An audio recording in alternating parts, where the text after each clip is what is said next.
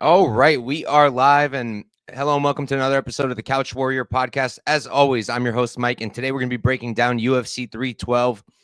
So, real quick, my stream's doing this thing where last time I recorded, I think it was last week or 2 weeks ago, whenever the last card was, I recorded the stream. I started recording. The stream was showing me that there were no live viewers in like the first few minutes. And then it turned out for the YouTube stream, at least, it cut off the entire first portion of it. So like the first 3 minutes or 4 minutes were cut out. If you're watching right now and you're in the chat, if you could drop like a comment and let me know that I'm here and it's working, that would be good, because I don't want to start talking about the fights and then it doesn't record it and then I have to do it all over again. So I'm going to BS a little bit until somebody lets me know that we're on, and then we'll hop into the fights. Until then, though, I'll do a quick recap. Now we have UFC 312. I'm looking forward to it. It's a good card, in my opinion. I know there's not much name value. Thank you, Jackson. Sounds like we're good. Thank you for tuning in, brother. And then shout out to JB for tuning in. Shout out to Daz, my guy. And yeah, all right. Ejecto. What's up, Ejecto? So 312. I like this card. I know there's not a lot of name value, but in general, I feel like it's going to be a fun card. I think there's a lot of violent spots, a lot of violent fights. I think there's going to be a good amount of finishes, and I'm looking forward to seeing a lot of these guys compete. So even though it's not a great name value card, I do think it's going to be a fun card. Before we start, though, let's do a quick recap of last week. Last week we had UFC Riyadh. So I cashed a bunch of underdogs. I cashed Nasruddin Imavov plus 155. I was really anxious about that one. I considered hedging off, and then I ended up just leaving it. And I'm glad I left it because he knocked out Izzy, which I did not expect, but that felt good. I don't know what's going on with Izzy at this point. Maybe he should hang it up. I have no idea. And then I cashed Michael Page. I was convinced I would get robbed. I did not think we were going to get that decision, even though he clearly won in my eyes. So it felt good to cash that.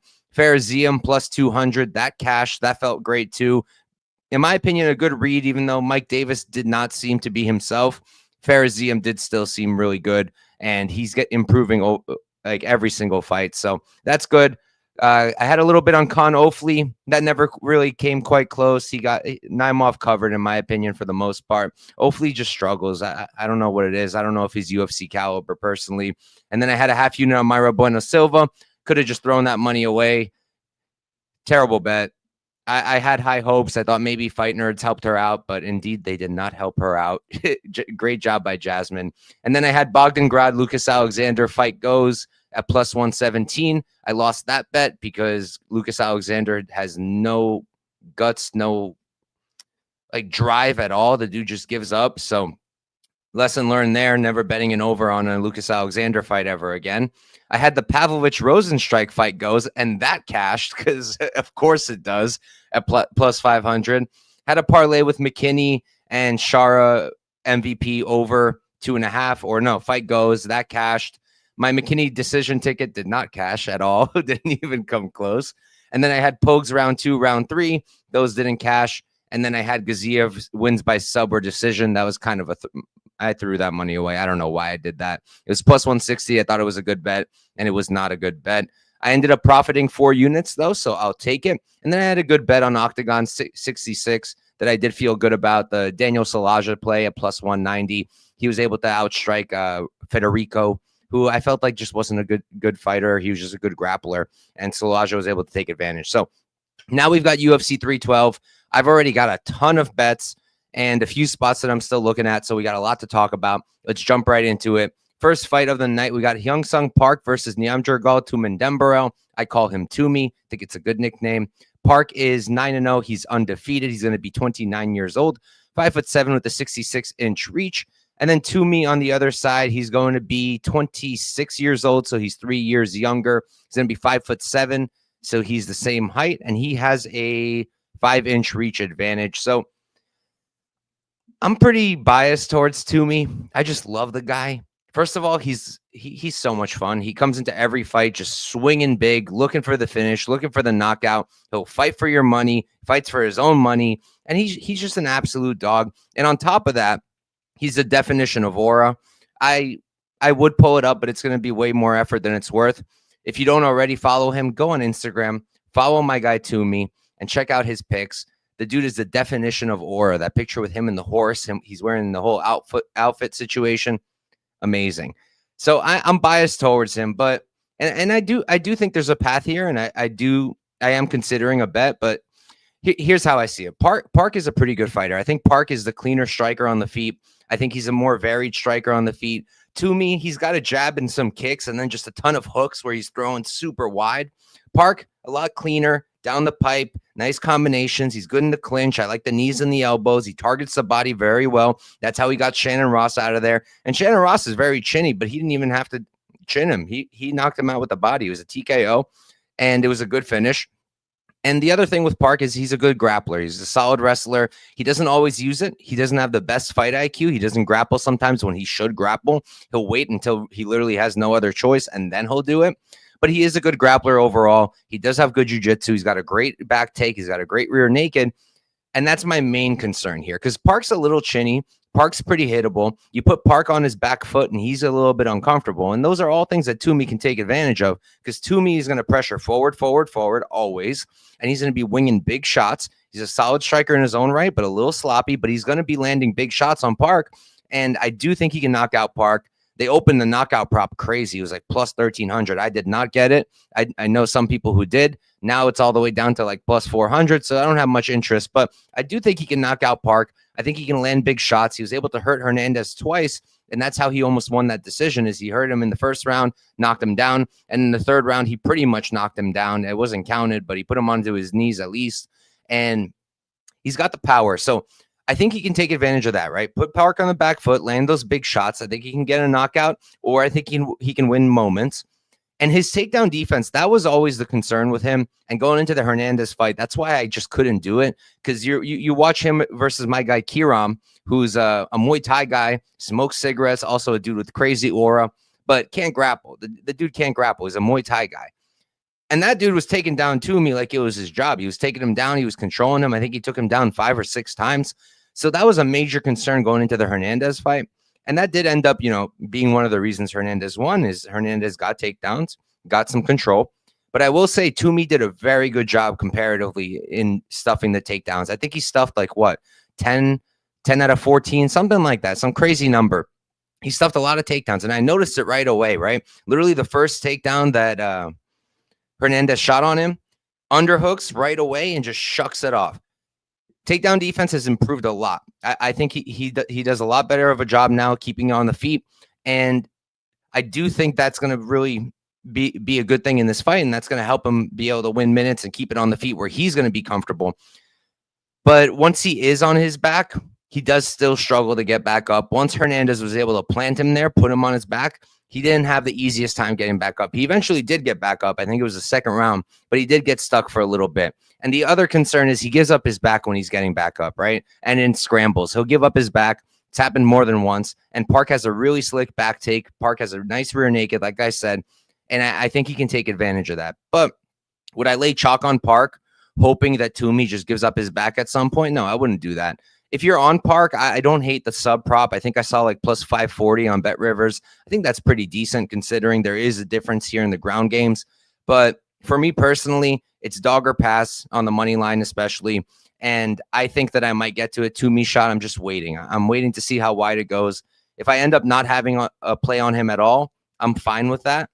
And if I can get plus 200, I'll feel pretty good about putting a unit on it. Because like I said, on the feet, Park is cleaner. I think Park is cleaner. I think Park is faster. But I think that Toomey's more durable. I think Toomey hits harder. I think Toomey's going to make him uncomfortable, putting him on the back foot with the pressure.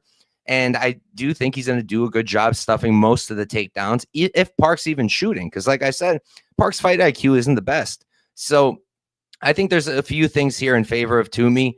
And I would like to play him. I don't know if it's bias or if I have the read. I think I have the read with a little sprinkle of bias. But I think that at plus 180, it's already a decent play. I kind of want a little bit better of a line because I see a clear way for him to lose. I'd like a better line. So I'm going to wait it out and we'll see what happens. But for me, it's Toomey or pass here. Daz saying Hernandez, different level than Park. I agree for sure.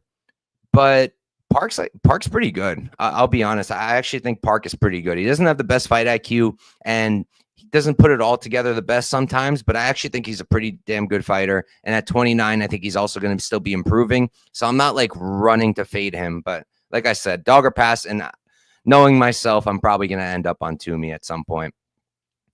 Next up, we've got the fight everybody wants me to talk about. We got Quillan Salkilld versus Anshul Jubli.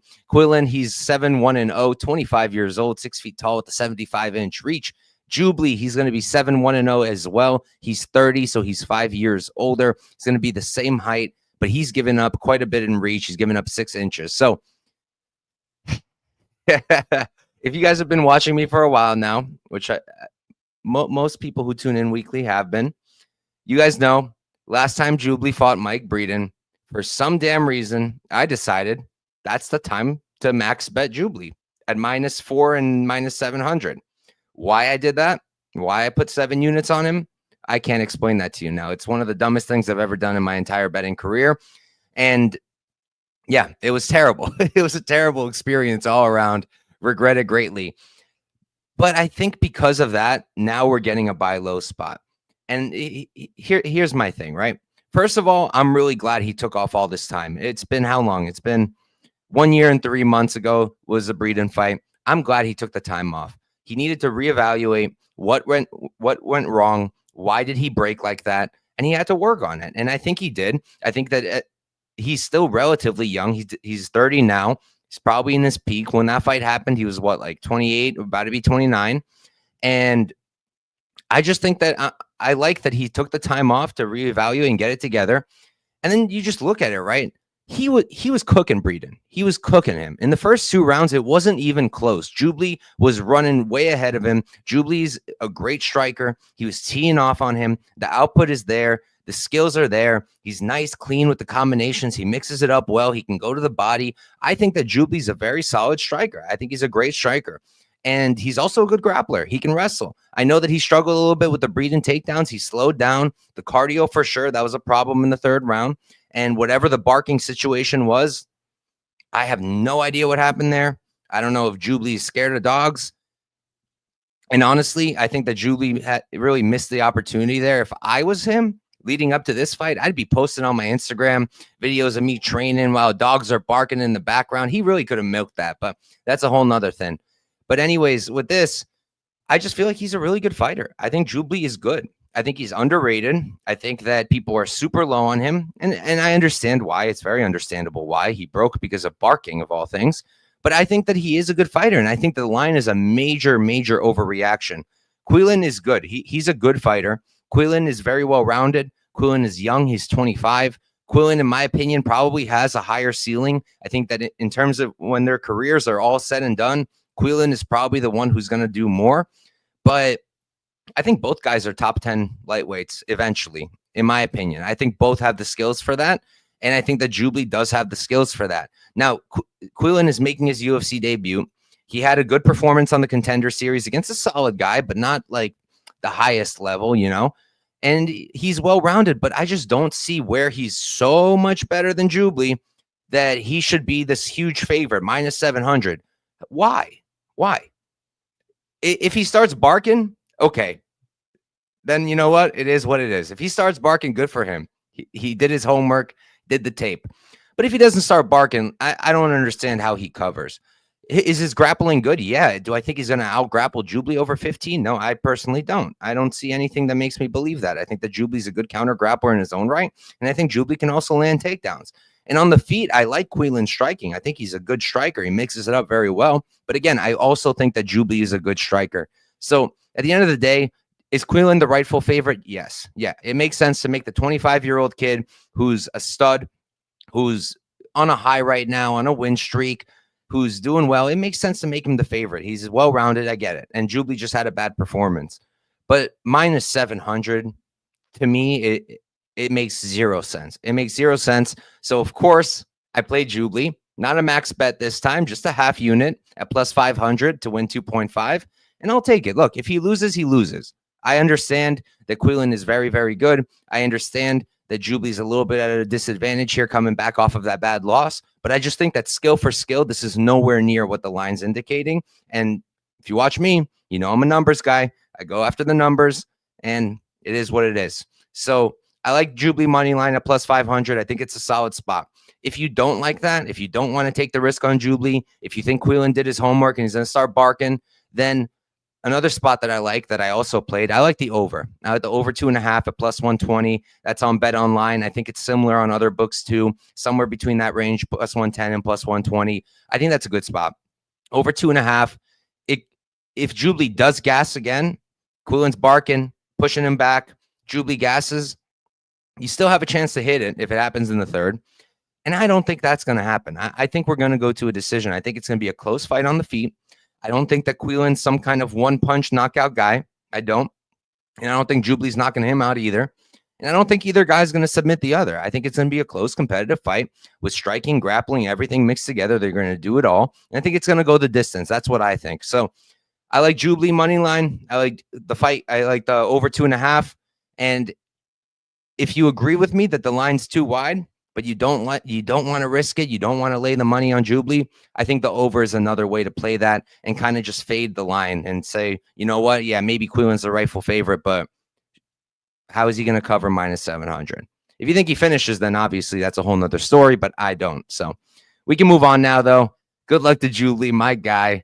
And next up, we've got Kevin. Let me catch up with the chat first. Let's see what we got going on. Okay, not going to put up that comment. Really got to read these sometimes.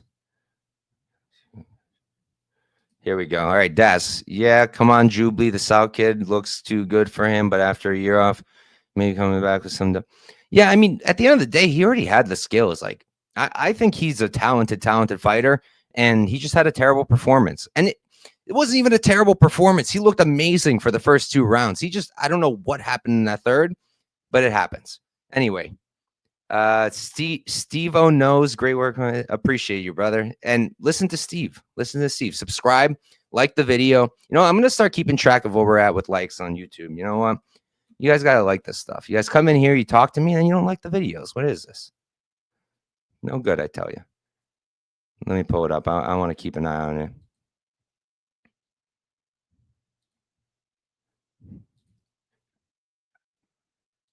We got 4 likes. That's some BS. All right. So like it up, please. Like, comment, subscribe, help the channel out if you appreciate the content. Steve sent me a DM. I'll make sure to check it out, brother, when I get off the stream. JB saying Quillan needs to bark at him. For sure. But all right. Next up, we've got Kevin Jousset versus Jonathan Micallef. Jousset 10-3-0. He's 31 years old, 6'2" with a 75-inch reach. Micallef 7-1-0. He's 25, so he's 6 years younger. Going to be 2 inches shorter, and he's going to have a 2-inch reach advantage.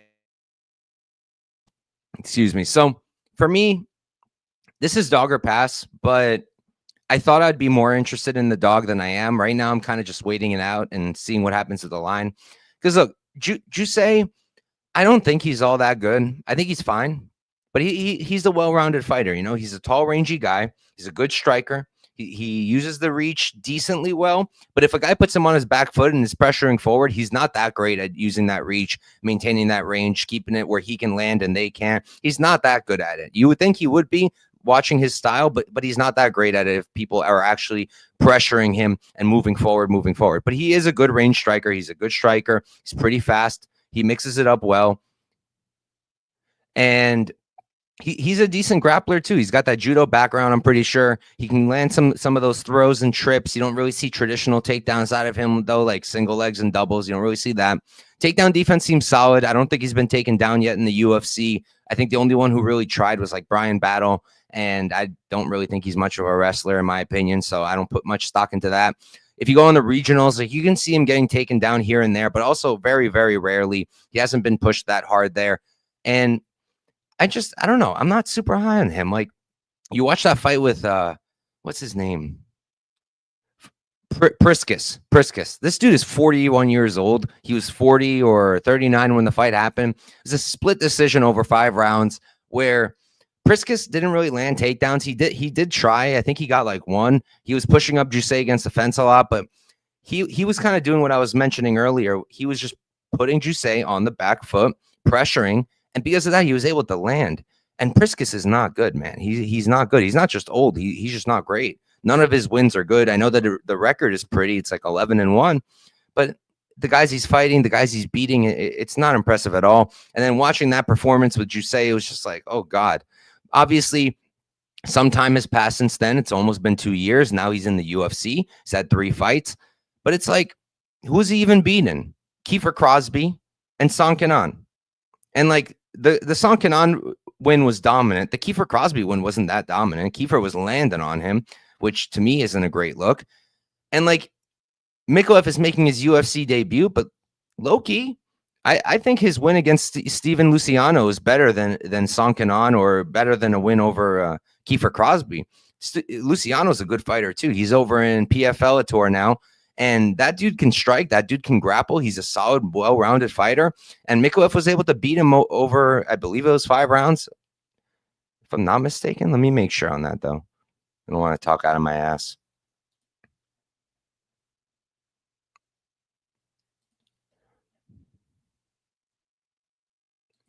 Yeah, it was 5 rounds. It was a title fight. To me, that was a better win than Song Kenan, and that was a better win than Kiefer Crosby. So, putting that aside, with Micallef, I don't like the striking. I don't think he's that good of a striker. He's a little awkward. He seems a little bit uncomfortable. But you look at the Luciano fight, you look at some of those regional fights, and he's looking actually pretty good. You know, he's actually putting together combinations. He's doing what I said. He's putting people on the back foot. He's pressuring forwards. He's got decent hands. He's got solid kicks, good head kicks, solid leg kicks. And he's a good grappler. That's his thing, right? That's where Micallef is strongest, is his grappling and also his physicality. He's kind of just like, I don't know how to describe him, but the dude looks jacked. The dude looks very thick, very strong. He looks very physical. And the wrestling is solid. Not the best in the world, but he can wrestle. He can get takedowns. He can switch it up, single legs, double legs, trips. He can do it all. And when he's on the ground, he's very good. His control, I would like it. I'd like the spot better if his control was a bit better against lower level competition. I feel like his control is not the best. It's decent, but it's not the best. But when he is on top, he's got solid ground and pound. He's got good transitions. He's very, very slick with the submissions. He's very opportunistic. If you put something out there, he's going to take advantage. And overall, I'd never really seen Jousset tested that much in the grappling. So can I lay the chalk on him, knowing that Micallef is going to put him on the back foot? Micallef is going to be in his face. Micallef is going to be shooting. Micallef is a great grappler with good jiu-jitsu and a very physical, strong guy. I can't lay the chalk on Jousset. I think he's the rightful favorite because if he can keep this on the feet, he'll probably clean up. He's a much better striker, in my opinion. But again, if Micallef puts him on the back foot, that might not even be the case. So for me, this is a major dog or pass spot. I kind of like Micallef. Plus 210 makes sense to me, and I might do it. But I just want to see how much wider it gets. Because again, this is another spot similar to Toomey where I don't need to have a play on it. I think there's a good angle for the dog, but I don't need it. But if the line keeps moving, I will probably get involved because out of the two of them, who do I trust to fight for my money more? Micallef. And I just think there is a clear path. Like I said, if he puts Jousset on the back foot, mixes in the wrestling, mixes in the grappling. But all right, let's move on real quick. I'll catch up with the chat.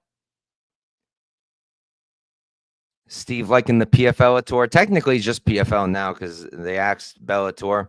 John B. Maxwell, love this channel. Love you, John. Thanks for tuning in, man.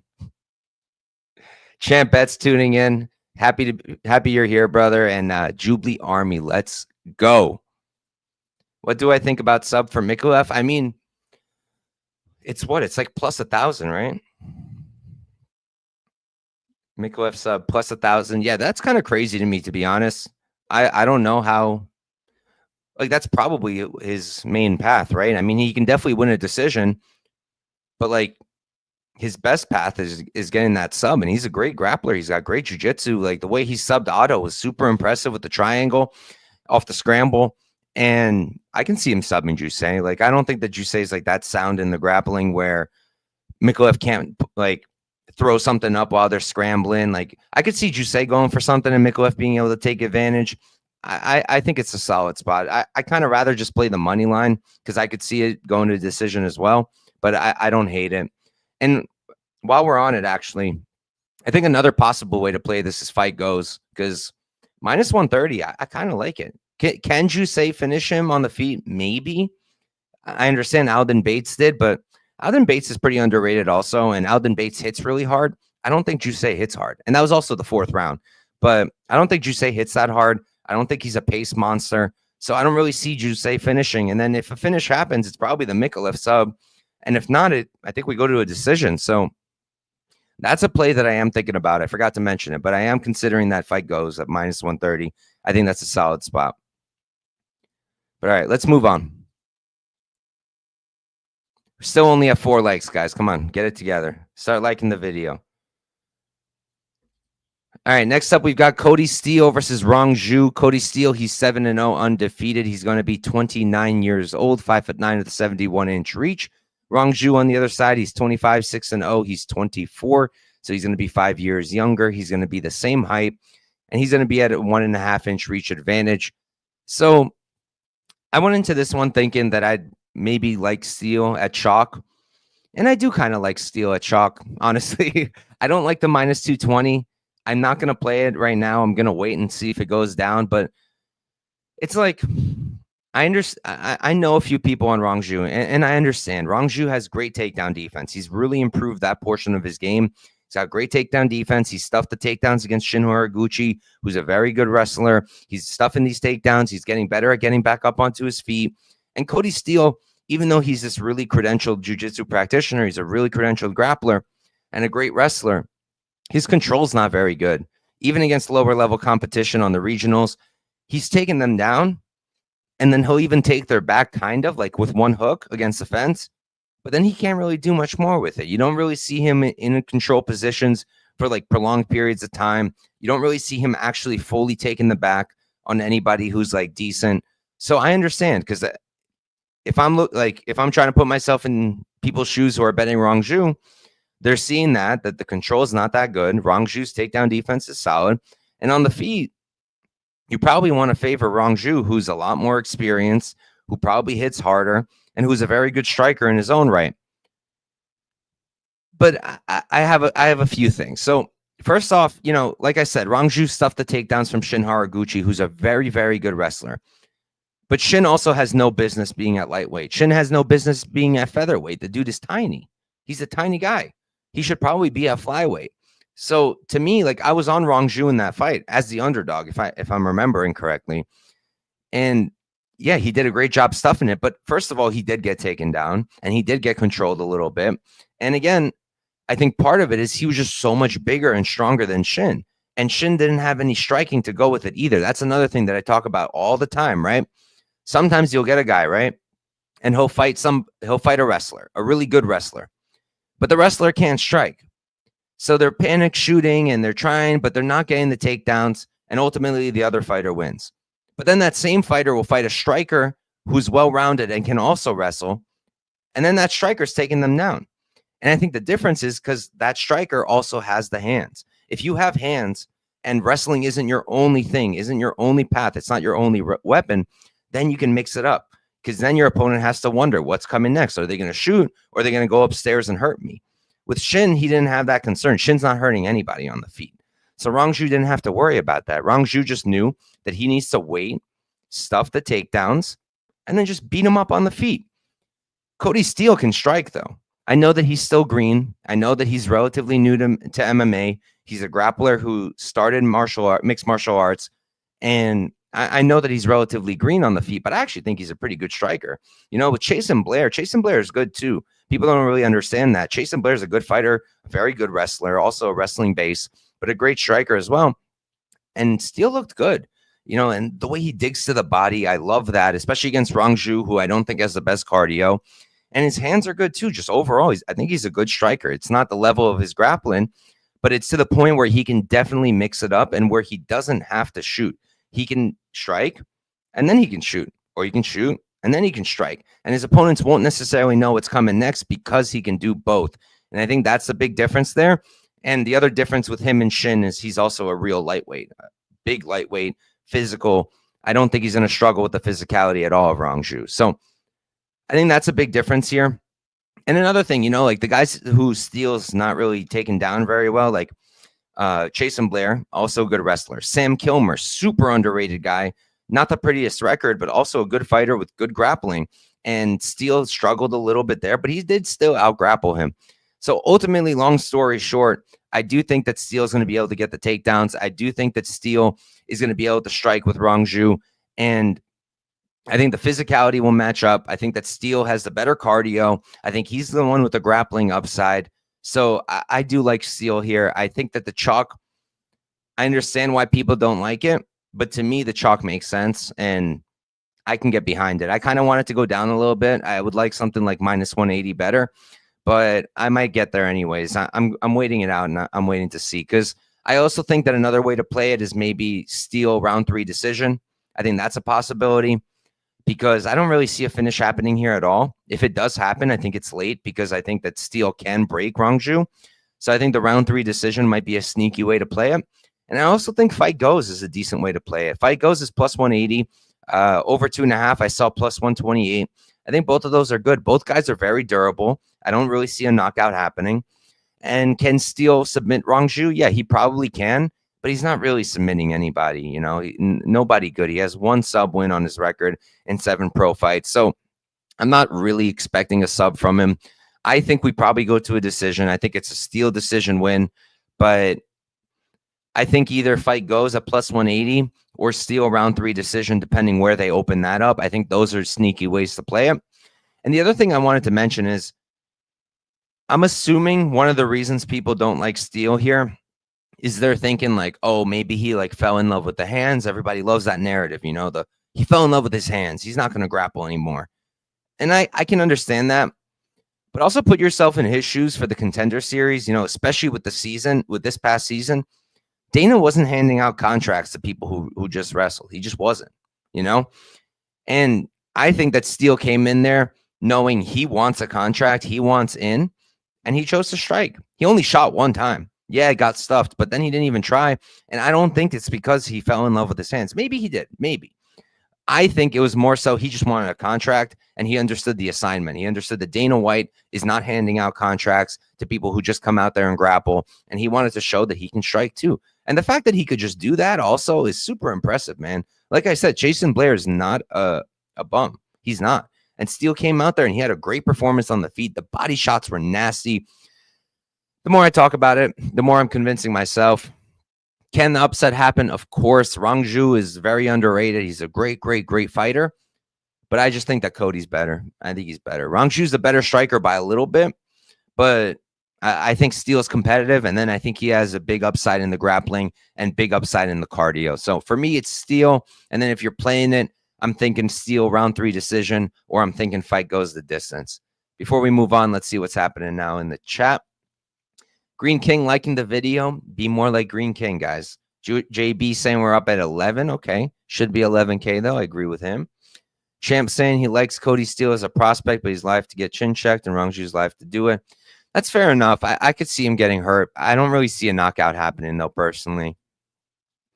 Yeah, Shin's a beast wrestler. He's just tiny, very tiny. Plus 3.5, Rongzhu. Plus 115. I don't hate it.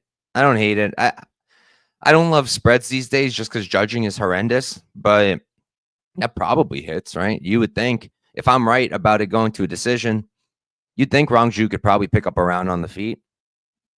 Kody Steele's cardio is better. Yeah, I agree with that. Line moves in because my keep betting it, Daz. Keep betting it. Help bring that line down. You got to watch him in 65. Oh, did you watched him when he was over in the regionals? That's sick. Steve-O knows, saying he likes Steele as well. There we go. I'm glad we agree, Steve-O. But all right, let's move on. I like Steele. Next up, we've got Alexandre Topuria versus Colby Thicknesse. Topuria, 5-1-0. He's 29 years old, 5'7", do not have his reach. Thicknesse, 7-0, undefeated. He's 25, so he's 4 years younger. He's 2 inches taller, and he's going to have a 70-inch reach. So this is a funky fight. This is a funky fight. The first thing I wanted to mention is I don't know if they want me to say their name, so I'm just not going to. But somebody reached out to me, and they were like, yo, check out this interview. Look what Thicknesse said. And there was a point in that video where Thicknesse said that Topuria's manager was the one who reached out to him and helped him get the fight against Topuria, which is really, really weird because I don't think I've ever heard it in my entire life of a manager of a fighter picking the opponent from the regionals and then going to the UFC. We're going to go with this guy. Go sign this guy. And apparently Colby only got signed for one fight, this one. So that's really weird. I don't love that because if that's true, then Topuria's team literally handpicked the guy from the regionals. They went and they looked around in Hex and were like, yeah, let's go with this dude. He has a pretty record, but we can beat him. Weird. Really weird. And I don't have a bet on Thicknesse money line, so I'm not worried about that. But I did bet the over, and I'll talk about why. I bet the over 1.5. And now I'm a little worried because what do they know that I don't? Why is the manager of Topuria signing Colby Thicknesse to the UFC? Like, what is that? I don't know how true it is. Maybe it's not, but that's just really weird. Anyways, putting that aside, there's a whole narrative now also going on that Topuria has his brother, of course, in his corner, and Thicknesse has Volkanovski in his corner. So that's a whole big thing now. That's interesting. Should be a fun dynamic. But in terms of the actual fight, it's very, very difficult to get a proper read, at least on a money line side, because Topuria looks like the goods. Seems like he can strike. Not really like his brother. He's not a super crisp boxer, but honestly, neither was Ilya before the UFC. Like, Ilya was a grappler. That's what got him to the dance. I talk about it all the time. He developed the boxing. So Topuria is a decent striker, not like his brother, but neither was Ilya before he got to the UFC. Maybe Alexandre's improving and he's going to come in here with also this very slick boxing game because he's also been pretty inactive. He hasn't fought in almost 2 years, which is a red flag for me, but could also mean that he's improved a lot from the tape. But it's just very hard to have a read because his fights since 2015 are lasting like less than 2 minutes, right? Since 2015, he's had 3 fights. The longest one was like 2 minutes and 15 seconds. So he's got just around 6 minutes of fight time since 2015. All right. That's a huge red flag for me. I hate inactivity. The other problem is the competition's trash. Absolute trash. And on top of that, he's almost never leaving the first round. The only time that he went out of the first was when he went to the third round and he lost that fight. He cardio gassed. He gassed out completely. It was the third round. The dude was on top of him, just letting it rip with ground and pound, and it was not a good look. Now, that was 2015. That was 10 years ago. I'm sure since then he has improved leaps and bounds. I mean, he was, 19 years old then, and he looked very young in that fight. So it's fine. I'm not going to put too much into it. It's just, long story short, there's no way to have a proper read on the guy. And there's a lot of red flags because of the inactivity and because of the level of a competition. And Thicknesse on the other side, he's been competing. He's the Hex champion. He's 7-0. Is the competition super high level? No. But is it better than Topuria's? Yes, I would say so. And he's a good fighter too. You know, he's a great grappler. That's his strength. He's constantly shooting for takedowns right away. He's going right in for it. His striking's all right. I think that Topuria, from what I saw, from the very little that I saw, I think that Topuria is a better striker with more power. But Thicknesse isn't bad either. He can be he can be competitive on the feet. I worry a little bit about the striking defense because, like I said, I think Topuria hits pretty hard and he's a solid striker. But overall, Topuria, to me at least, it seems like his strength is also the grappling. So what I'm seeing is we got 2 guys who are primarily grapplers. One of them is a little more powerful on the feet and a little better on the feet and a little more physical is Topuria. But both guys can wrestle. Both guys can grapple. And Thicknesse is at least like tested in the cardio. You know, we know that he can go 3 rounds. We know he can go a full 15 with grappling involved. We know he's not going to gas. So I don't blame anyone at all for taking the shot on Colby Thicknesse. I think it makes a lot of sense at this line. I personally don't want to because it's entirely possible that Topuria in this year and 8 months that he's been gone has improved even more. And it could also be possible that, yeah, the level of competition was bad, but he did take care of them accordingly, right? He was getting them all out in the first round. It's like Dolgarian. Remember when Dolgarian made his debut? I was like, the dudes finished everyone in the first, but they all sucked. And then he was still good. Sometimes you got to take the competition you get and handle them accordingly. And Topuria did. So I don't really want to get involved on a money line. I think that Topuria, to me, at least from my eyes, seems like the better fighter. But what I did like was I like the over 1.5. I got the over 1.5 at minus 112 or minus 118, one of those on Bet Rivers, and I like that. For me personally, a lighter weight class, 2 grapplers, and you're going to give me an over 1.5 at like almost pick 'em.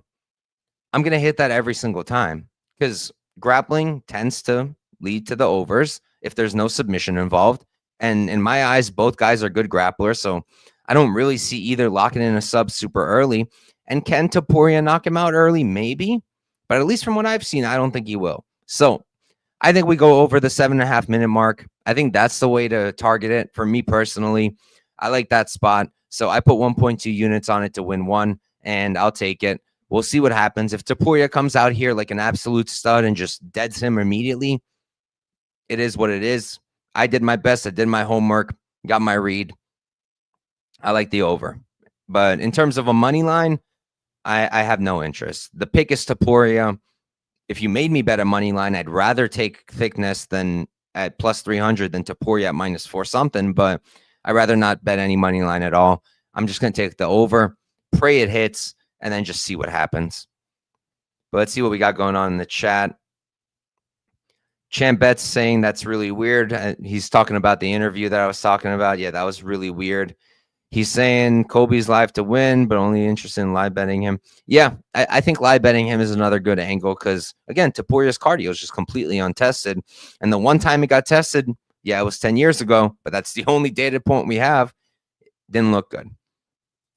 And Joan Smith saying he saw that interview. That's what he said. And I'm your new favorite channel. Let's go. Thank you, Jones. Thanks for tuning in, brother. I appreciate that. Make sure you like the video. What are we at in terms of likes? Where are we at? Let me refresh. 14. Still kind of crap. Still kind of crap. Not going to lie, but that's better than 4. I'll take it. Keep liking it up if you're watching, guys. Appreciate it. All right. Let me take a sip of wine real quick.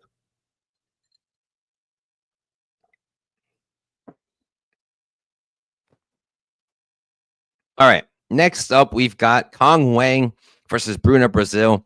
Wang is 6'1" 0. She's 32 years old, 5'6" with a 66.5-inch reach.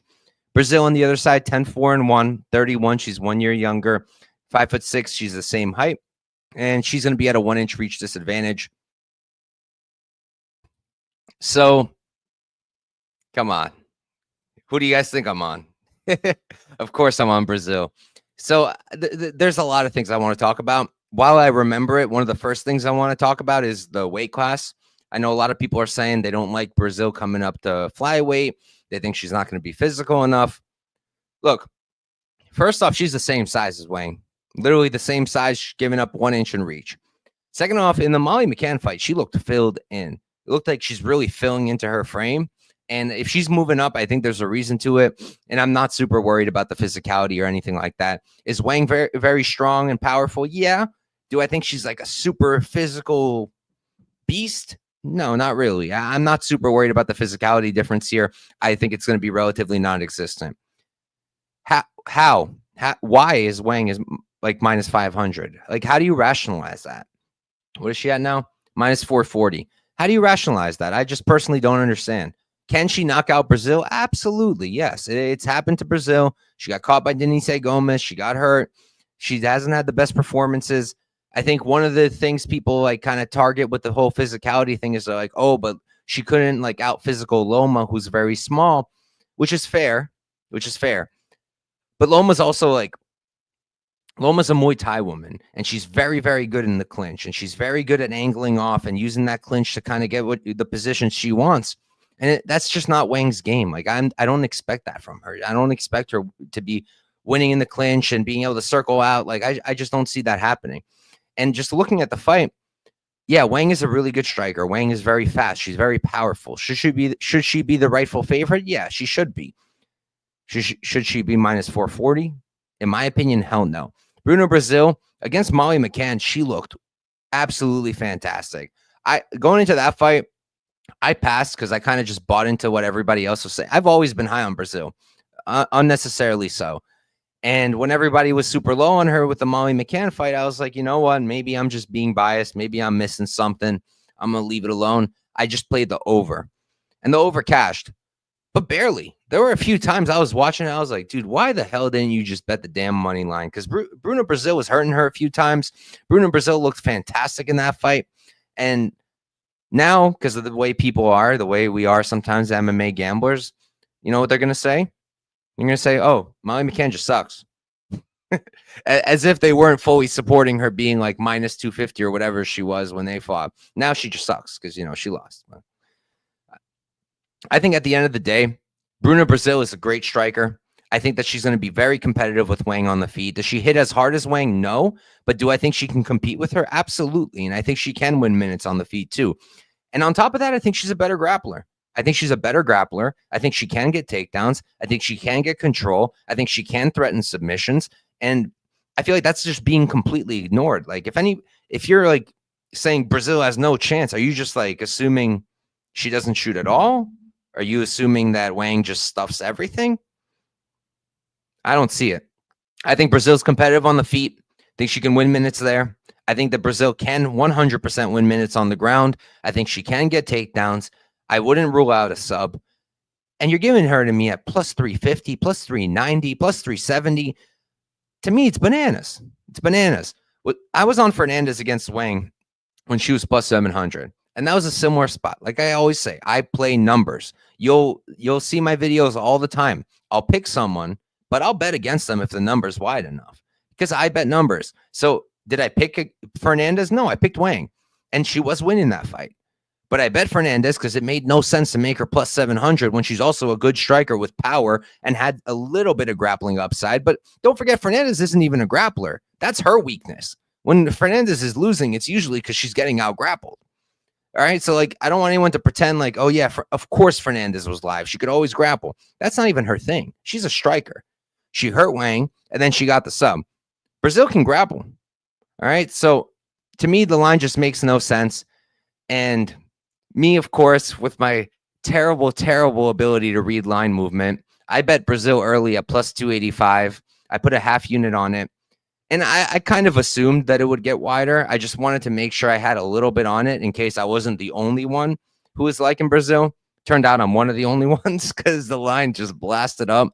I ended up getting plus 390. I didn't track that because it wasn't available on anything other than Bet Online, and I'm trying to be better with that. But I did play plus 370 as well, and I tracked that. So I have a total of 1 unit on her. I have a half unit at plus 285, and I have a half unit at plus 370. And I like it a lot. Look, if she gets knocked out, it is what it is. It happens. Wang is good. I am not coming out here and saying that Wang is a bad fighter. Absolutely not. She's a very, very good fighter with a very high ceiling, but I think she's a little overrated. And I think Bruna Brasil is incredibly underrated. I do not understand why people hate her guts this much, and I think she's very live to win this fight. So I got a full unit on her, half a unit at plus 285, half a unit at plus 370, and we can move on. Damn, we're already 50 minutes in. I did what? 1, 2, 3, 4, 5, 6 fights. Oh, shit. All right, I got to pick this up a little bit. Next up, well, let me catch up with the chat first. Daz, what did you say, Daz? He bet Brazil decision at plus 360. I like it. I wouldn't rule out a finish, but that's probably how she wins, if she wins. So I don't hate it at all. Champ saying he likes Wang, doesn't like Bruna at 125, thinks it's all Wang on the feet, Bruna needs to run the grappling. Yeah, I can understand it, but I actually think she can win minutes on the feet. Green King, the under is definitely plus money. Like Daz said, it's plus 160. Daz rooting for Brazil. JB rooting for Brazil. All right. Anyways, let's move on. Next up, we got Tom Nolan versus Viacheslav Borshchev Slava. Nolan is 8-1-0. He's 24 years old, 6'3" with a 73-inch reach. Slava's 8-4-1. He's 33, so he's going to be 9 years older. He's going to be 4 inches shorter, and he's going to be at a 4-inch reach disadvantage.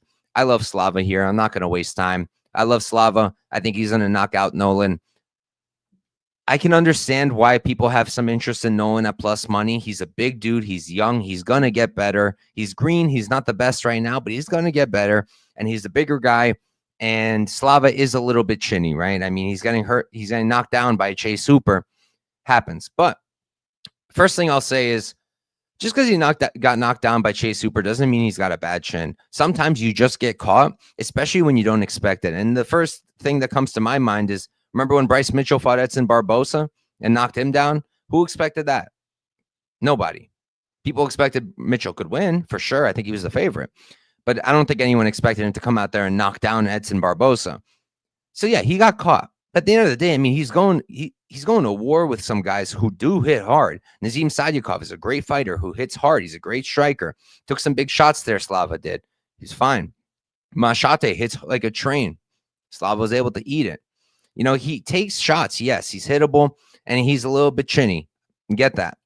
But so is Nolan, for Christ's sake. Nolan is chinny for sure. Nolan is getting knocked out by Nicholas Motta, which is not a terrible look, but it definitely means that he can be hurt. He can be knocked out. He's getting hurt and getting knocked down by Victor Martinez, of all people. And I just think he's very green in general. And I do not think he's going to grapple. I don't think he's got the ability. I don't think he's like a super great wrestler. Maybe he's going to put on his wrestling shoes and try, but I think that Slava can handle it. I don't think that Nolan's going to have a lot of wrestling success. I think this fight plays out on the feet. I think it's aggressive immediately off the start. And I think Slava's just a way better striker. I think Slava's way faster. I think Slava hits harder. His striking skills are, like, in my opinion, they're next level. And I think he's incredibly underrated. No, he's not. What am I talking about? He's not underrated, but people are sleeping on it. That's what I meant. People are just kind of sleeping on it. I feel like on the feet, if you are not wrestling this man, he's going to kill you. He's going to knock you out. He's going to beat you up. And I just think that he's going to beat up on Tom Nolan. So I played him at minus 145. I put 2 units on it. If he gets knocked out, it is what it is. It happens. I just think that more often than not, he's going to cook Nolan. So that's where I'm at, and we can move on. I don't really think he's washed. I'll be honest. Like, where did he look washed? Like, Hooper really leveled up. The Sadykhov fight was a war. Machate, he won that one. Like, James Lontop, he beat him up. Are we going to say Rufy's washed too because he couldn't finish Lontop? I don't know. Anyways, let's move on. Next up, we got Jack Jenkins versus Gabriel Santos. Jenkins, he's going to be 13-3-0. He's 31. He's 5'7" at the 68-inch reach. Santos, 11-2-0. He's 28. He's 3 years younger. He's going to be 2 inches taller, and he's going to have a 2-inch reach advantage. So I need to tape this one a little bit more. Out of all the fights, this is the one I've done the least on because I just haven't been in a major rush for it. But right now, I do lean towards the Santos side. The line feels maybe a little bit wide because I think that Jack Jenkins is a very good mixed martial artist. I think he's a very good fighter. He's well-rounded. He's a great striker. He's very good in the pocket. He's a great counter striker. Mixes it up very well. He's got very good leg kicks. Commentary talks about it all the time. He's their new Gabriel Benitez. Just talking about how amazing his leg kicks are 24/7. But he's very well-rounded. He's a good fighter. But he's a little small. He can be taken down. And to me, personally, I think Santos is better everywhere. I need to tape it. Maybe my opinion will change when I look into it more. But right now, I feel like Santos is just better everywhere. You know, he's a bigger, he's a more physical guy. I think he's a much better grappler. I think he's got way better jiu-jitsu. I think that he's a better striker, at least at distance. I think that he's got more weapons and tools on the feet in his arsenal. So for me personally, it's like, can Jack Jenkins win a decision? Yeah, he definitely can. If he can stuff any takedowns, keep it on the feet, and back him up, keep it in his boxing range, yeah, he can win. That's why, like, I'm not running to tape and bet Santos at chalk, but overall, I do think Santos is the side. I think he probably wins it. I think he probably takes a decision. What's the decision prop at?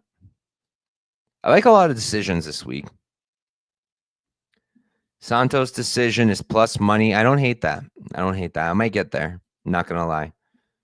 The over is not bad too, but it's chalked up. Fight goes is minus 165. Over 2.5 is minus 185. I don't really know who finishes. The fight. So I feel like it goes over, and I feel like Santos takes it by decision. Let's see what we got. Green King remembering that no one knocked out Grad. That was a good win. That was a good knockout. Won't take it from him. Daz saying everyone loving Santos makes you want to. We've all been there. Everyone wants to be contrarian. It's good to be on an island, honestly. I love being on an island. That's one of my favorite bets cash is when I'm the only one on them. To this day, one of my favorite bets ever is Ludovic Klein plus 155 against Ignacio Bahamondes. As far as I know, I was the only one in the space on him, and that felt good. But I've lost many bets since then, so who the fuck cares? Let's see. Champ saying, I like Jack here, but afraid of the takedowns of Santos. On the feet, I think he's better. Santos yeah, in boxing range, it's going to be a close fight. At distance, I think Santos has more tools to win minutes, but yeah, I can definitely understand it. And with the spread, I mean, I talk about it all the time. I used to love spreads. I still think spreads are a great way to bet, but I would never bet a chalky spread. I would never, even if it's minus 125, I would never bet a spread at chalk because you're not dependent on your read at all. You're 100% dependent on the judges, and it takes one bad judge out of three, and there's a lot of bad judges, to screw your spread. And it's happened to me too many times at chalk. That's why I don't do it anymore. And I think I've saved myself a lot of money not doing it. Dad's saying judges are generally okay in Australia. Yeah, I mean, overall, like the whole reason that I never even really believed in hometown bias with judging is that judges are picked by the commissions, and usually though there will be like one or two home judges, but it's usually all the same guys. But the thing is, all the same guys all suck too. So it's like Saldo Amato, like who are you going to trust there? Am I back on? Come on, man. You're tuning in and you don't know if I'm betting on Jubli or not? It's me. Of course I'm on Jubli. 6 Sound. Thanks for tuning in, brother. All right. Where are we at with likes? How are we doing there? 17. That's some BS, I'll tell you. We got 81 people watching, 20 on YouTube. So, okay, that's not bad if it's only 20 on YouTube. 61 on Twitter. You guys better be liking it and commenting and retweeting because if you're not, that's not cool. But I'll take it. Like it up, guys. Help me out. Let's grow the channel some more. All right. Next up, we got our first main card fight. We've got Jake Matthews versus Francisco Prado. Matthews, he's going to be 27-0. He's 30 years old, 5'11" with a 73-inch reach. Prado, 12-2-0. He's 22, so he's super young still. He's 8 years younger. He's going to be 1 inch shorter, which I think is BS. I'll believe it when I see it. I got to see the face-offs. And he's going to be at a 4-inch reach disadvantage. So I'll start this off with I don't understand why Prado is moving up to welterweight. This is one of the weirdest things I've ever seen. We've had guys move up from lightweight to welterweight before, right? Like what's his name? Uros Medic. He moved up from lightweight to welterweight, and it made sense. He was huge. He was like 6 foot something. And clearly lightweight was difficult for him, and he went to welterweight, and he filled in very well. Why the hell is Prado going up to welterweight? He's 22 years old. Like, he can still cut weight. And I never thought he was a particularly big lightweight to begin with. He's kind of small. I always thought maybe he's going to end up going to featherweight. And then I saw this fight get announced, and I was like, did Jake Matthews go down to lightweight? And no, Prado went up to welterweight, and I don't understand why. Maybe he's going to come in here, and he's going to look like a refrigerator, just a mini fridge of a man, just walking like this, super thick. It's maybe. But, like, when was his last fight? It was 11 months ago. Did he put on 15 pounds of muscle in the last year? Maybe. I feel like it's probably unlikely. I think that he's just like a big physical guy, thick fella, and he struggled a little bit to make lightweight, so he said, screw, let me go to welterweight. But ultimately, I think that's going to be a mistake for him. Can you imagine this man going up against Sean Brady or like Michael Morales? Like, I was just looking at some of Jake Matthews' opponents. Like, can you imagine that? He'd get cooked. Like, what's the thought process there? You're 22 years old. You probably want to be a champion. You've got the skill set. You're athletic. You're powerful. You're a dog. You fight for it. What are his realistic chances of having long-term success at welterweight? To me, it's 0. Can he win this fight? Maybe. Yeah, maybe. Can he win a lot of fights at welterweight? I really don't think so. So that's my main thing. I don't understand why he went up. Maybe I need to go watch some interviews and like see his logic behind it. But I personally think it was a huge mistake. He struggled with Zellhuber. Why? Because he couldn't close the damn distance. How is it going to help to go up to welterweight where guys are even bigger? How is that going to help? And then another issue with Prado is his takedown defense. How on earth is it going to help to go up in a weight class where guys are bigger, stronger, and more physical? Like, literally, imagine Sean Brady and Prado. Brady would be throwing him around like this. It doesn't make sense to me. Look, I know a lot of people love to fade Matthews because Matthews sometimes he'll drop the ball. He'll lose fights that he should win. Sometimes he makes stupid mistakes. I get it. I know a lot of people who bet Darius Flowers over him, which I thought was ridiculous. But I get some people just want to fade him because he's hard to trust. But I don't see it. And that's the fight that I focused on, right? I looked at the Flowers fight because Flowers is another guy who had no business being up at welterweight. He's a lightweight at best. And I was watching that one, and, you know, Flowers had his moments. When he put Matthews on the back foot and he was the aggressor, he had his moments. So I could see Prado putting him on the back foot and just letting it rip in the pocket. He needs to get Matthews back against the fence, get in the pocket, and just let it rip. That's where Prado is going to have success. But at range, is he going to have success here? How? How is he going to reach Matthews? Matthews is also really underrated in the striking. I think Matthews is a great striker. I think he's really fast, and I love how he digs to the body too. I think his body work is nasty. And I don't see Prado having success at range. I don't. He has to get in the pocket. And I don't want to bet on a guy who I'm going to be completely dependent on two things: Matthews messing up and Prado getting in the pocket. I don't want to do that. At range, Matthews is better. I think Matthews is faster. And I think Matthews has a huge grappling advantage. Matthews is a good wrestler. He's a very good grappler. He's got great jiu-jitsu. And Prado's takedown defense, I understand it was really only one fight where it got tested, but it's not good. Takedown defense isn't good. And I know it was on short notice, but that was also him flying all the way over. I think it was in Australia or New Zealand. I forget. And now he's doing the same flight. This time it's not on short notice. I get it. But Malarkey was taking him down and controlling him. Like, once Malarkey actually shot and got the takedown, Prado didn't get back up neither time. It was 2 takedowns, I think. One in the first, and he controlled him for 3 minutes. And then there was one in the third, and he did it with like a minute and a half left, and he took him down and kept him there. Prado's not really getting back up. So I don't see it. I really wanted to like Prado because it's plus 210. I love my underdogs, and Prado is a dog. He'll fight for your money, but I think he can get out grappled hard. I think he can get outstruck. I think Matthews is going to be more physical. I think he's going to be stronger. So, yeah, long story short, I like Matthews. Am I going to lay the chalk on him? No, but I do like the decision. I played that. I took plus 120 on FanDuel. I think that's a good spot because I don't see Matthews knocking out Prado. Prado is durable as all hell after that Zellhuber fight. I don't see a knockout happening. And then can Matthews sub him? Maybe. We don't really know what Prado's jiu-jitsu defense is like because it really hasn't been tested that much.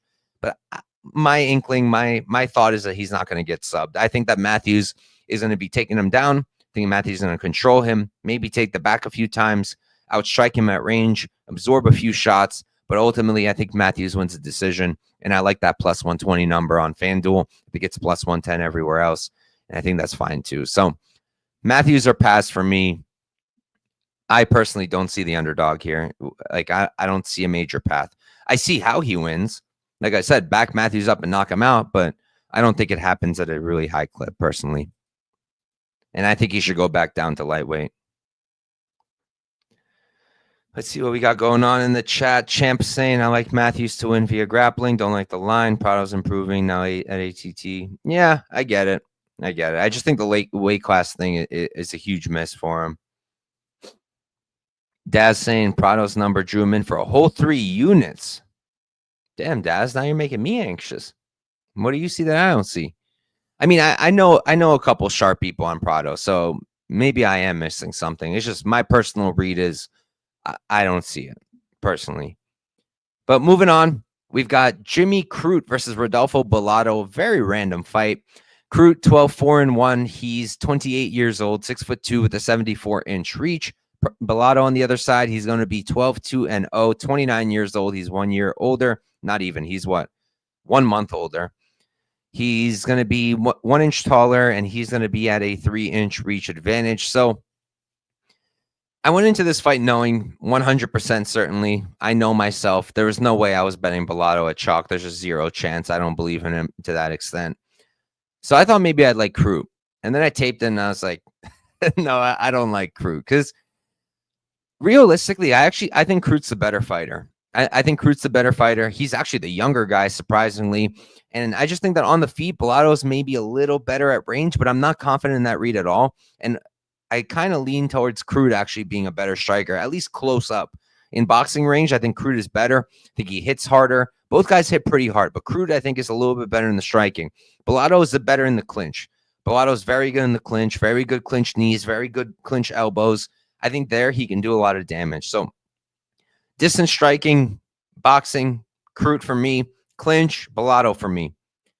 Grappling, I feel like Crut's the better grappler. I think Crut's the better wrestler. I think Crut's got the better jiu-jitsu. He's done it against the higher level competition. He's been in the UFC for a very long time. He started very young. And I just think he is the better mixed martial artist, but you can't trust the guy for two reasons. First off, he's got his chin way up in the air, but so does Bellato. And he's a little chinny, but so is Bellato. But also, I just feel like Crut doesn't have it. Like, I feel like he doesn't have that drive anymore, the hunger that you need to have to come out there and fist fight a guy and in front of thousands and thousands of people's. I don't feel like Crut has it. I feel like he doesn't have that drive. He literally retired after the Menefield fight.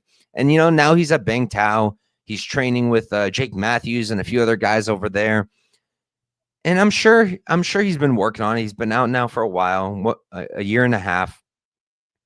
So I'm sure he's working on it, getting his head kind of back in place. But even though he's plus money, and even though he's better than Bellato, in my opinion, I don't really want to put money on him, knowing that to me he seems like he will take the door out if it's not going his way. He did retire. I don't know where his mentality's at. And Bellato, while I don't think he's the world's best fighter, he is hungry. You can tell. And the guy will fight for your money. And if you don't put him out, blackout 100%, he will fight back. Topuria had him on death's door, and he came back, and he got the finish. So Bellato will at least fight for your money. And already that, to me, in a close skill set matchup, that's enough for him to be the favorite. That makes sense to me. But there's zero chance I'm going to bet Bellato at chalk when he's chinny, and I think Crut's better than him. And I don't want to bet Crut money line. What I do like, I was looking at it, and I'm watching them fight, right? And they've both been knocked out twice. They both fight like this with their chin up. They're both chinny. They're both getting cracked, but they both hit really hard too. I was like, what's fight ends by KO? And the under is like minus 250. The under 2.5, where the fight doesn't go, it's like minus 250. Let me double check. Minus 220 on Bet Online. Depends what book you're going to, but fight ends ITDs around that area. And I'm thinking to myself, like, are they going to sub each other? A club and sub maybe, but I don't really think either of them's going to sub each other. I know that Crut got caught by Menefield, but Menefield is also beating the crap out of him and then caught him on a sloppy shot and just subbed him with the gilly. It's not really Bellato's game, and Bellato's not Menefield. He doesn't hit like that. So, and even though both guys have good jiu-jitsu, I just don't really see either guy subbing the other. And like the other person who subbed Crut is Serkinov, who's also a really good grappler.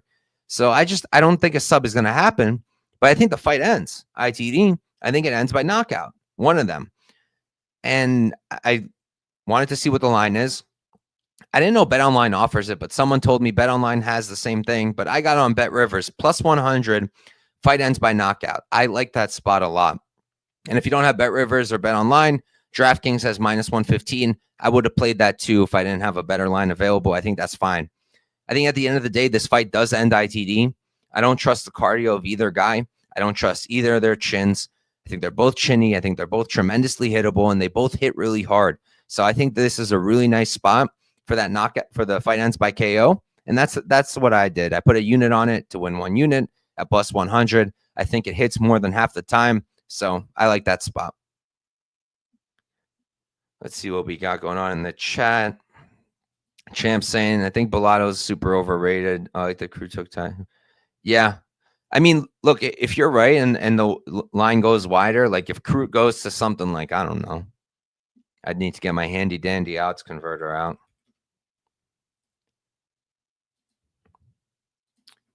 What's plus 180 come out to? 35. Yeah, I'd play like a plus 180, I think. 35%. I like that. I feel like that would be way off, way more off than what's 130? It's what, 130 now? 140. 40%. Yeah, I would play something like that. At that point, my hand would be forced. I'd rather not. I'd rather not. But I agree overall with your assessment. Like, I think this is a step down for Crute. I think Bellato's a little bit overrated. Not super high on him. And skill for skill, I feel like Crute is the better guy. It's hard to trust him. Dad's saying Crute found God. Okay, makes sense. Scott pulling up. What's up, Scott? Let's make some money indeed. Thank you for tuning in, brother. All right, let's move on. I guess I didn't make a pick. On my Discord, I picked Bellato just because, like, I trust him a little more. He fights for your money. He's a dog. He's really good in the clinch. I'll stick to it for now, I guess, but I'm not confident at all. It's definitely dog or pass, that's for sure. All right. Next up, we've got Taliesin Teixeira versus Justin Tafa. Teixeira 7-0 undefeated. He's 25 years old. 6'7" with an 83-inch reach. Tafa 7-4-0. He's 31. So he's going to be 6 years older. He's going to be 7 inches shorter, and he's given up 9 inches in reach. So pre-tape, I was thinking Tafa because I remember Teixeira. I know him, and now that I've taped it, I'm even more refreshed. But this is pre-tape I'm talking about. I was thinking Tafa. I didn't see the early lines. I saw like plus 140, plus 135, something like that. And I was thinking to myself, Teixeira's very tall, very lanky, tall man's defense. Maybe, and Tafa hits hard. He's a really hard hitter. Maybe Tafa just knocks him out. And like Tafa has fought at a higher level at least. But after taping it and thinking about it, let me see if it's still there. Yeah, minus 137. I played minus 135 last night, and I kind of feel like it's a steal, and I feel like it's underpriced because, look, you're getting the guy who's younger, definitely has a higher ceiling. He's huge, comparatively, way bigger, and he has grappling upside. I know that he pretty much never wrestles. I understand that, but he does have the jiu-jitsu black belt, and you can't say the same about Tafa. And you're giving me a very close line where I know Tafa can't grapple. I know that Tafa hits really hard, but when does Tafa win a fight when it goes over 7.5 minutes? If he doesn't knock out Teixeira, he's probably not going to win. He's losing to guys who are really not great. Like, his level of competition is abysmal. Even the last few fights, right? Lost to Carl Williams. That's fine. Carl's a very good wrestler. It's fine. Austin Lane, he won. To me, that doesn't mean much. Eye poke with Austin Lane. Parker Porter, he knocked him out. Harry Hunsucker, he knocked him out. I mean, Parker Porter's the GOAT, and look at him now. He's ripped and knocking people out in bare knuckle, but in UFC, he was not good at all. Harry Hunsucker, undersized heavyweight, not great. That one means nothing. Pretty sure he lost to Jared Vandera, if I'm remembering it correctly. Yeah, he did. Lost to Carlos Felipe, lost to Jorgen De Castro, beat Juan Adams, fine. But overall, like, his level of competition isn't that great. And if he's not knocking people out early, he's losing decisions. So for me, it's like, I think Teixeira can finish him early. I think Teixeira, yeah, he can definitely get knocked out. Like, he's hittable. What was his name? Arthur Lopez? Yeah. Arthur Lopez was landing on him, and Arthur Lopez is not a heavyweight. He's like a light heavyweight. He's undersized, and he was landing. And some of those shots, you can't help but think, like, yeah, if Tafa landed that, he might go out. I understand that. But I think that Teixeira can finish him early, too. I think that at range, it's not even close. First of all, you have a huge reach difference. It's 9 inches. And then you watch them actually fight. Like, Teixeira is light on his feet a little bit. He's at range, and he's landing his shots, popping up. Tafa doesn't do that. Tafa's flat-footed, plotty, needs to get in the pocket and then just let it rip.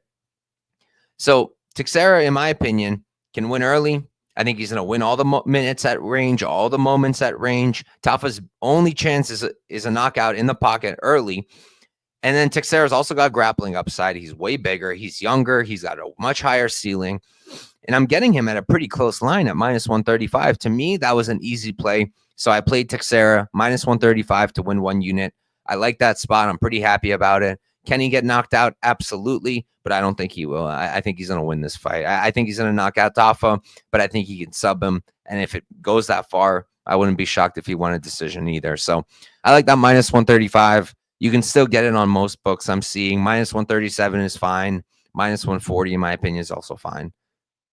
And then There's been a lot of drama with the under. The under 1.5 opened up at minus 450. And then it went down to, I think the lowest I got was minus 115. I was able to get a little bit on minus 140. I didn't track it or tip it because it was only available there, and I knew that it wouldn't be there for a long time. So I played it for me personally, but I didn't put it out there because it wasn't really fair to put out. But minus 180 now, like that's probably still relatively generous. These guys are going to meet in the center and just let it rip. So I feel like it definitely goes under. I normally hate under 1.5s, but at a close line like that, when I got like minus 130, again, untracked. But I thought that was good. If it goes back to that, I think that's a playable line. Minus 180 probably still hits. There's a reason the bookies opened it at minus 450. It's because these two are just going to let it rip off the bat. But either way, I like Thicknesse to win. I think it's a solid spot, and we can move on. Let's see what Champ is saying over here. Thicknesse has an easier path if he decides to grapple, but he won't. Yeah, he probably won't. 50-50, and whoever lands first, he leans Tafa because Thicknesse is super hittable. So is Tafa, though. Tafa's super hittable, too, and Thicknesse can at least hit him at range where Tafa can't reach him, you know? But yeah, the under 1.5 definitely makes sense. And yeah, I don't think he's ever gone past the first round, if I'm not mistaken. I'd have to double check that, though, but I don't think so. But all right, let's move on to our co-main event. We've got Weili Zhang versus Tatiana Suarez. Weili is 25-3-0. She's 35 years old, 5'4", the 63-inch reach. Suarez 10-0, undefeated. She's 34. She's 1 year younger. She's going to be 1 inch taller, and she's going to be at a 3-inch reach advantage. So this is a tricky fight. It's a tricky fight, and I know a lot of people on Suarez, and I 100% understand that's usually a bet I would make. I tend to favor grapplers over strikers in closely lined fights, but for me, inactivity is a really big problem. I don't like inactive fighters. I don't like backing them with my money, and I definitely don't like backing them in 5-round championship bouts against a really well-established, dominant champion, well-rounded. I don't like it. So when Suarez was plus money, I thought about it, but I ultimately passed, and then the line flipped. And I was like, this doesn't make much sense to me. And I taped it, and ultimately I played Zhang. I played Weili. I took her at plus 102. She's plus 105 now on Bet Online. I'm seeing plus 100 on DraftKings, plus 100 on Pinnacle. I think she's the side personally. Can Suarez come out here and just out-grapple her? Absolutely. Suarez is a beast wrestler. She's very, very physical. She's very, very strong. She's got good submissions. She's very dominant on top. She got good control. I 100% understand. And Weili in the past has struggled a little bit with the wrestling. When Rose beat her the second time, Rose out-grappled her a little bit. It was back and forth. Both of them got takedowns. I was there live for that one, cheering on Rose. That's when I liked Rose, when I was a big fan of hers. And then kind of lost me once she kicked out Whitman and just had Pat Barry in the corner and just started doing nothing. But it's a whole nother story. Either way, I understand because I'm assuming people are looking at it and thinking, Weili's never fought a wrestler like Suarez, never fought someone as physical of a wrestler as Suarez, so dominant. And she has been taken down in the past, and she has gotten stuck on her back. So it definitely makes sense to think that Suarez can come out here and ground her for at least 3 rounds and maybe win those rounds and win the decision. I think some people expect a sub also as a possibility. I don't. I think Weili's really, really trained the grappling, and I don't really think a sub happens. So for me, that's kind of off the table. But overall, like I'm looking at it, Weili has really, really worked on that grappling since then. In the past, before the Rose fight, right, before the grappling, when did Weili come out here and shoot on people constantly? When did Weili come out here and start subbing people? She didn't really do that. And then after that Rose fight, all of a sudden you see her come out there. She's taking people down. She's got ground and pound going on. She's getting submissions. She's threatening submissions. She's really, really worked on the ground game. She's improved that area of her game a lot. And can she out-grapple Suarez offensively? Hell no. Hell no. But do I think she can defend the takedowns to a certain extent? Yeah, I do. I think Suarez will get a couple for sure. But I think Weili's going to be able to work back up. I think Weili's going to be able to stuff a lot of them. And then everything else, I think, is in Weili's favor. 5-round experience, Weili. Has Suarez even ever been 5 rounds? Let me double check that one. I don't think she has, but I could be wrong.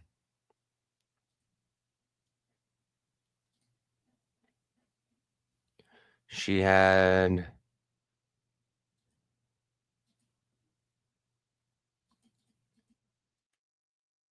Yeah, no, she's never been 5 rounds.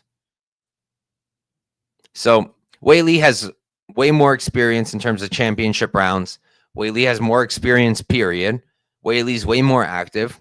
Weili is a way better striker, in my opinion. Weili hits harder, in my opinion. Weili's got better cardio, in my opinion. And like I said, with the 5-round experience, we know she can go 5. We know she can go a hard 5. Don't know that with Suarez. And as it is, you're seeing Suarez slow down, even in the 3-rounders. You're seeing Suarez come out here and like, I didn't even think she looked that good against Montana de la Rosa after the long layoff, you know? And then now, last time she fought was 2023 August. So we're looking at what? Another almost 2 years it's been since her last fight against Jessica Andrade. And now she's the favorite? That's crazy to me. I feel like I'm getting a discount on Weili. So I have a 1 unit on her money line at plus 102. Like I said, I think she should be at least like 55, 60%. I think 60% would have made sense to me. And then I took the fight goes also. I got it at plus 108. I think there's better lines available. I just took whatever I saw was widely available. So I just took the plus 108. But now I'm seeing plus 130, plus 120. So me in line movement, me and my reverse CLV. I think it goes over, regardless who wins. That's why I also played the fight goes, because I could realistically also see a path for Suarez getting those takedowns. I just don't think she subs Weili. So if Suarez wins, I think it's a decision through grappling, and I would at least cash that ticket. And then I also think Weili will win. But if Weili wins, I don't really see her. Maybe she can attritionally finish Suarez if she tires her out. But my vibe, the vibe I'm getting is that Suarez is pretty durable and tough too, even though maybe she hasn't been tested against someone like Weili. To me, she seems tough and durable. So I think we're going to go all 5. So I like the fight goes. I like the Weili money line, and we can move on to the main event. Let's catch up with the chat real quick. Green King saying he's nervous about what Suarez looks like after round 3. I agree. Daz likes Weili because she comes out better every time. I agree with that as well. She's improving fight to fight to fight. Champ saying that he likes that she did her camp at Bang Tao. A lot of fighters from Bang Tao this card. Lots of peeps on Suarez loads, even while they say there are, but line ain't moving. Yeah, that's another interesting point. I haven't seen any Weili bets other than myself, and I think I know one other person off the top of my head, and then Champ and Daz over here in the chat. But from what I've seen, it's mostly Suarez bets, but the line hasn't moved too much. So take that for how you will. Scott saying Rose beat Zhang twice. She's shown she can be beat. I'm not sure Suarez has shown a weakness. Okay, well, first of all, the first time she lost to Rose just knocked her out with a head kick. I don't see Suarez doing that.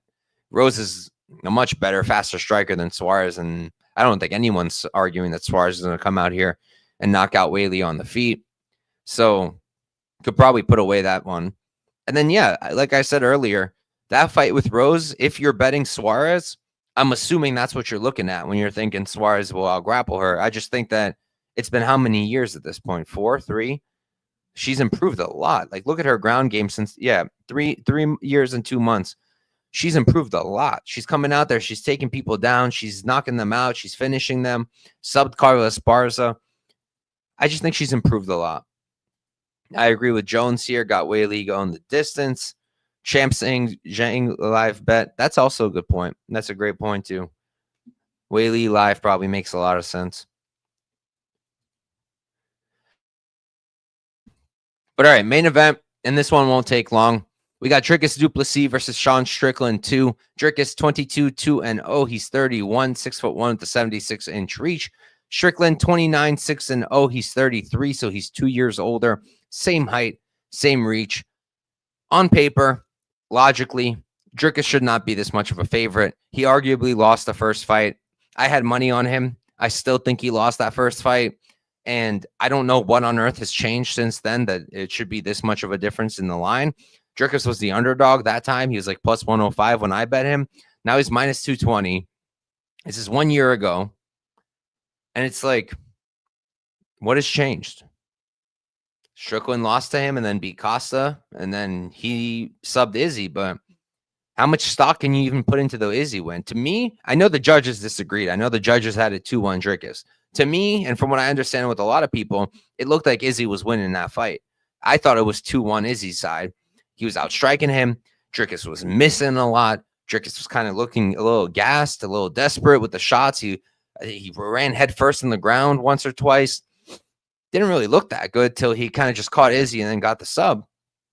So I don't really know what's changed. And on paper, like just logically, Strickland now at plus 170 is probably the side. He's still the better range striker. He's definitely still the better boxer, the better striker overall. He's going to be the cleaner striker. He's probably going to have better output. And I mean, I think his cardio is better too. I know Dricus doesn't really gas. He just looks like he's gassing, but he does slow down a little bit, and he does get sloppier and sloppier as the fight progresses. Now, Dricus does have the wrestling upside. Dricus does have the power upside. He's got the finishing upside. If anyone gets a finish, it's going to be Dricus, in my opinion. So a slight favorite makes sense. Minus 220 is kind of nuts, but it's like, I just feel like Dricus is just going to win. That's just what he does. He just wins. There's fights where it doesn't make sense. He shouldn't win, but he wins.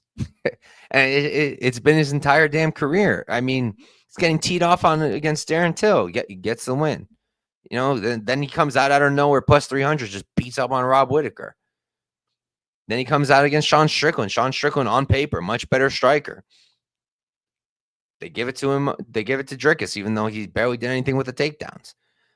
Then he comes out there, he's getting outstruck by Israel, and he just subs him. He just gets it done every single time. And I'm not losing money on it anymore. I'm not fading him anymore. That's why I bet him against Sean the first time, because I was tired of it. And then I went back against him, and I bet Izzy and lost money again. So it's like, yeah, Strickland makes sense. It's probably a bet I would normally make. But I rather parlay Dricus or something, because I just feel like he's going to get it done. I'll probably just leave it alone, but like, also, jokes aside, Dricus does have the finish upside. Dricus does have the grappling upside. You're not going to see Sean shooting doubles. Sean literally asked for a stand-up fight against Dricus. He's like, let's make the pact, or whatever he said, gentleman's deal, or whatever he called it, to just strike. Dricus is like, yeah, right, because why the hell would he do that? Sean's a much better boxer. But Dricus hits harder. He's got the grappling upside. He's got the momentum. And he's just got the whatever it is, the aura, whatever you want to call it. Dricus has it. I don't believe in these things, but I'm tired of losing money trying to fade it. He just gets it done, and I just think Dricus will get it done again. I think he'll land the bigger shots. I think he'll land the takedowns. I think that it'll be close on the feet once again. Sean will be the cleaner striker. Dricus will win the moments with the bigger shots. Dricus will get a few takedowns. And if anyone does get a finish, it's going to be Dricus, in my opinion. So I get it. Dricus makes sense as a favorite. 220 seems a little bit too wide, but I think at the end of the day, this is a just win spot. He's just gonna win, in my opinion. Now I'm gonna jinx the guy. Sean's gonna come out here and knock him out or something. But nah, I think Dricus got this. I think Dricus wins, and he's gonna be my pick. Thinking about parlaying him with somebody, but I don't know what. My two thoughts are maybe like Gabriel Santos or Cody Steele or something, but we'll see. But all right, guys, that's it. That's UFC 312. This is one of my longer videos in a while. I've been going under an hour, and this time you guys got me chatting, and it's only 11 fights. So should be a fun card. Looking forward to it. I'll run through my picks real quick. I'll give you guys the bets I have, and then we'll get out of here. I'm picking Park in the first one, but it's Dogger Pass. Salkilld, but Dogger Pass. Jousset, Dogger Pass. Steele. Topuria. Wang, but Dogger Pass. Slava. Santos. Matthews. Bellato, but Dogger Pass. Teixeira. Weili. Dricus. Those are my picks. Oh, yeah, and then the staff, the doctors are back, but it does look like he has staff, realistically. I don't know how that is going to work out, but it does look that way. All right, and then my bets. We got Weili money line plus 102. We have Teixeira minus 135 to win 1 unit. We got Slava minus 145, 2 units. We've got Bruna Brasil plus 285, a half unit, plus 370, a half unit. Then we got Anshul Jubli plus 500, half unit. We got Weili Suarez fight goes plus 108, 1 unit. We've got Salkilld Jubli over 2.5 plus 120, 1 unit. We've got Colby Thicknesse, Topuria over 1.5, minus 113, 1.2 units. And we've got Crute Bolado, fight ends by knockout, plus 100, 1 unit. Thank you guys for tuning in. Make sure you like, subscribe. If you're on Twitter, like, follow, retweet, comment. Anything helps. Thank you guys for tuning in, and I'll catch you next time.